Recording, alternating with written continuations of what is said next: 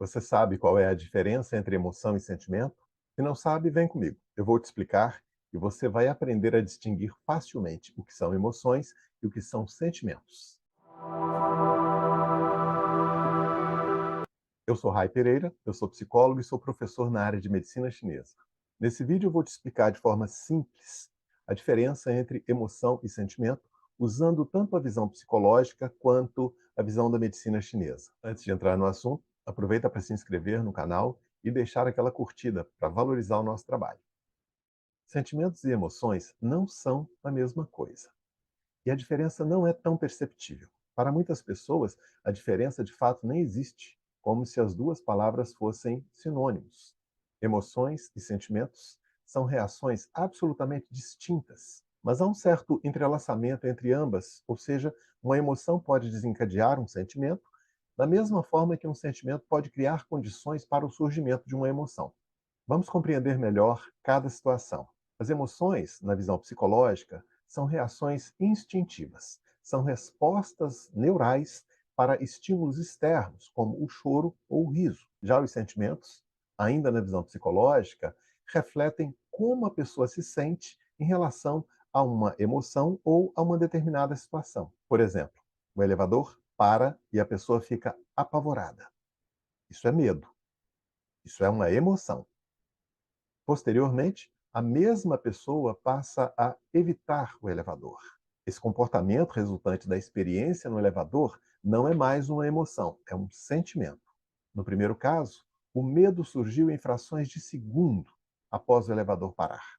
As emoções são assim, são sempre viscerais, involuntárias, imediatas, surgem prontamente diante de um estímulo, nesse caso, a parada do elevador. O sentimento foi gerado pelo pensamento, pelas memórias dos momentos passados no elevador e principalmente pelo julgamento que a pessoa faz da situação. Ela acredita que o elevador vai parar. Em outras palavras, houve um trabalho cognitivo envolvendo memória, raciocínio, pensamento, criatividade, a partir da experiência do medo vivida no elevador. Como você pode perceber, é praticamente impossível camuflar ou reprimir uma emoção.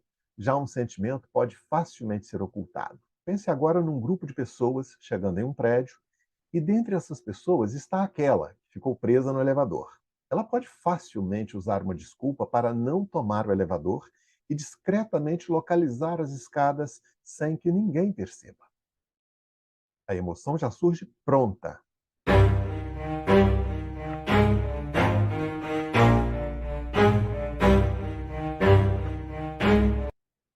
Já o sentimento,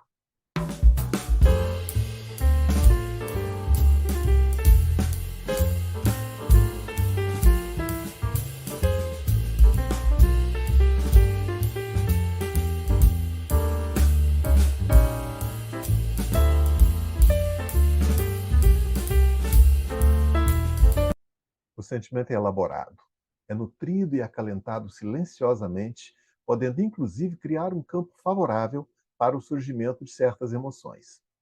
A maioria dos sentimentos pode ser compreendida também como um julgamento. Veja alguns exemplos. Alguém cochichando pode te deixar com uma pulga atrás da orelha. Aquele colega de trabalho pouco confiável te deixa com o pé atrás. Já aquele outro tem cara de gente boa. Perceba que nessas três situações houve uma espécie de julgamento. Não havia dados concretos para se afirmar nada sobre as pessoas observadas. Isto é sentimento. E eu nem preciso te dizer que todas as formas de preconceito são sentimentos. Agora vamos ver tudo isso na ótica da medicina tradicional chinesa. Na medicina chinesa, as emoções estão diretamente relacionadas aos nossos órgãos internos. Há uma emoção básica para cada órgão interno. Vejamos. A emoção do coração é a alegria. A emoção do pulmão é a tristeza. A emoção do baço pâncreas é a preocupação e o excesso de pensamentos. A emoção do fígado é a raiva e a emoção do rim é o medo. Se você não tem familiaridade com a medicina chinesa, você pode estar se perguntando: é só isso? E os intestinos, a bexiga, o estômago, não entram nessa lista? É que na medicina chinesa há uma diferenciação entre órgãos e vísceras. Os órgãos estão intimamente ligados às emoções. Já as vísceras, bem, as vísceras possuem aspectos psicológicos que, até certo ponto, favorecem certos sentimentos, como o ciúme e a desconfiança, sentimentos relacionados à bexiga, e o apego, relacionado com o intestino grosso. Para a medicina chinesa, as emoções ocorrem da seguinte forma: um agente externo, que eu vou chamar aqui de estímulo. Um estímulo externo atinge os nossos órgãos internos e o órgão mais compatível com esse estímulo produz uma determinada resposta energética. Essa resposta energética que um determinado órgão dá ao estímulo externo será então interpretada pelo coração como uma emoção. Vamos a um exemplo super prático que vai te ajudar a entender a linguagem energética da medicina chinesa. Imagine uma confusão no trânsito. Aqui o agente externo é a confusão no trânsito. A confusão em si é neutra, mas os estímulos que dela partem geram sentimentos e emoções diferentes, variando de pessoa para pessoa.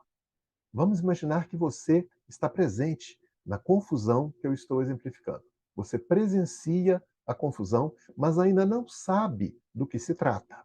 Em princípio, essa situação pode gerar alguns sentimentos em você. O trânsito parou e você ficou com uma pulga atrás da orelha. Aqui os sentimentos são meras suposições, julgamentos, especulações. Você está tecendo ideias sem nenhum fundamento. Afinal, você ainda não sabe, de fato, o que ocorreu. Você não sabe ainda por que está essa confusão no trânsito. Imagine agora que uma outra pessoa presente nessa mesma confusão já tenha sido assaltada no trânsito em meio a uma confusão semelhante. A confusão no trânsito é o estímulo energético externo que vai ressoar com o rim daquela pessoa que já foi assaltada e o coração dela interpreta aquele estímulo como medo. E ela sentirá medo. O medo é a emoção básica do rim, como eu mostrei anteriormente.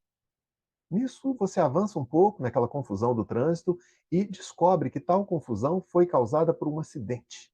E há uma vítima fatal. Alguém morreu. Então, logo você vê a cena, bombeiros e um corpo coberto no chão, imediatamente você fica triste, pois aquela vítima fatal tem uma família que está esperando por ela.